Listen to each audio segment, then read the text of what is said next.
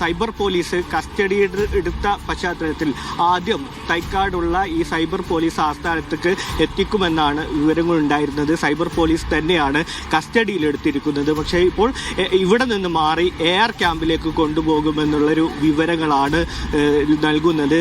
നേരത്തെ ഈ പെൺകുട്ടിയുടെ ഐഡന്റിറ്റി വെളിവാകുന്നതുമായി ബന്ധപ്പെട്ട് രാഹുൽ ഈശ്വർ ചെയ്ത നിരവധി വീഡിയോകൾ ഫേസ്ബുക്കിലും യൂട്യൂബിലും കൂടെമായി ചെയ്ത നിരവധി വീഡിയോയുടെ അടിസ്ഥാനത്തിലായിരുന്നു ഈ അതിജീവിത ഒരു പരാതി നൽകിയത്. ആ പരാതിയുടെ അടിസ്ഥാനത്തിൽ തന്നെയാണ് ഇപ്പോൾ രാഹുൽ ഈശ്വറിനെ കസ്റ്റഡിയിൽ എടുത്തിട്ടുള്ളത്. ആ കസ്റ്റഡിയുടെ അടിസ്ഥാനത്തിൽ വിശദമായ ചോദ്യം ചെയ്യലിന് ശേഷം അറസ്റ്റ് അടക്കമുള്ള നടപടിക്രമങ്ങളിലേക്ക് സൈബർ പോലീസ് കടക്കുമെന്നുള്ള വിവരങ്ങളാണ് പുറത്തു വരുന്നത്.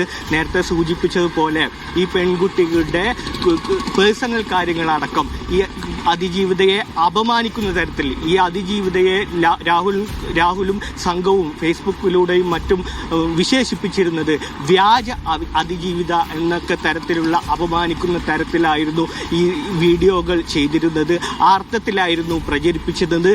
ഈ സൈബർ വെട്ടുകളി കൂട്ടത്തിനിടയിൽ നിന്ന് ഈ വീഡിയോകൾക്ക് വലിയ സ്വീകാര്യതയും ഉണ്ടായിരുന്നു. ഈ അർത്ഥത്തിൽ നിരന്തരമായി മണിക്കൂറുകൾ ഇടവിട്ട് രാഹുൽ മാങ്കൂട്ടത്തെ പിന്തുണക്കാൻ വേണ്ടി ഈ കേസിൽ പിന്തുണക്കുവാൻ വേണ്ടി തന്റെ പുരുഷ കമ്മീഷന്റെ ഭാഗമായിട്ടാണെന്ന് പറഞ്ഞുകൊണ്ട് നിരന്തരമായി വീഡിയോകൾ രാഹുൽ ഈശ്വർ ഇത് ചെയ്തിരിക്കുന്നു. ഇപ്പോൾ അതിന്റെ പശ്ചാത്തലത്തിൽ കൂടിയാണ് ഈ അതിജീവിത ഇങ്ങനൊരു പരാതി നൽകുന്നതും അതിപ്പോൾ കേസായി മാറി രാഹുൽ ഈശ്വറിനെ ഇപ്പോൾ കസ്റ്റഡിയിലെടുത്തിരിക്കുകയും ചെയ്തിരിക്കുന്നത്.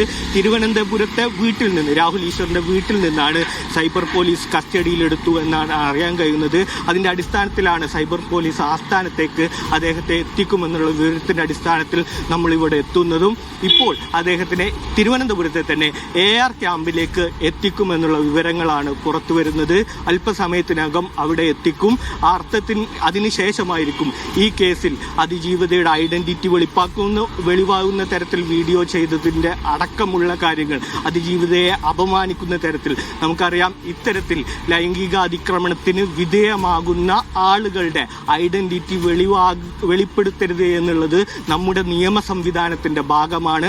ആ അർത്ഥത്തിലാണ് നമ്മളടക്കമുള്ള മാധ്യമങ്ങൾ എല്ലാവരും ഈ വാർത്തയെ കൈകാര്യം ചെയ്യുകയും അതിജീവിതയുടെ സ്വകാര്യത സംരക്ഷിക്കുന്ന തരത്തിലുള്ള അർത്ഥത്തിലായിരുന്നു നമ്മൾ. എന്നാൽ സോഷ്യൽ മീഡിയയുടെ ആനുകൂല്യം ഉപയോഗിച്ച് അതിജീവിതയെ നിരന്തരമായി അപമാനിക്കുകയും രാഹുൽ മാങ്കൂട്ടത്തിൽ MLAക്ക് ഈ വിഷയത്തിൽ പിന്തുണയുമായി നിരന്തര വീഡിയോവും ഈ രാഹുൽ ഈശ്വർ തന്റെ ഫേസ്ബുക്ക് പേജിലൂടെയും യൂട്യൂബ് പേജിലൂടെയൊക്കെ ചെയ്തതിന്റെ പശ്ചാത്തലത്തിൽ അതിജീവിതം നൽകിയ പരാതിയുടെ അടിസ്ഥാനത്തിലാണ് ഇപ്പോൾ അതൊരു നിയമ നടപടിയിലേക്ക് പോകുന്നത്. അമൃത.